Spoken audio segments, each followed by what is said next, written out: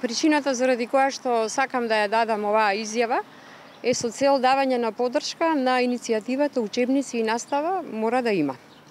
Имено, од страна на ресорното министерство се инициира реформи во образованието, кои што лично како наставник во основно образование сметам дека се исклучително штетни, особено во делот кој што се однесува на дигитализацијата на учебниците.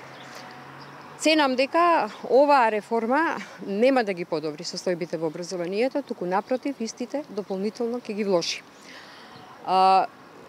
Она што се случува моментално во образованието е состојба кога голем дел од учениците, па и наставниот кадар, не располагаат со свој сопствен дигитален уред, кој што би им овозможил непречено следење, односно реализирање на наставниот процес, односно на воспитно-образовната дејност.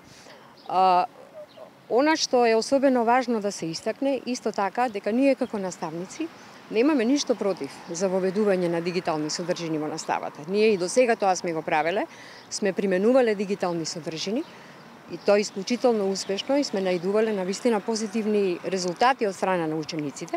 Меѓутоа да се цели кон тоа да потполно се дигитализираат учебниците, според мене, сметам дека е исклучително непотребно, па дури и да кажеме и непожелно.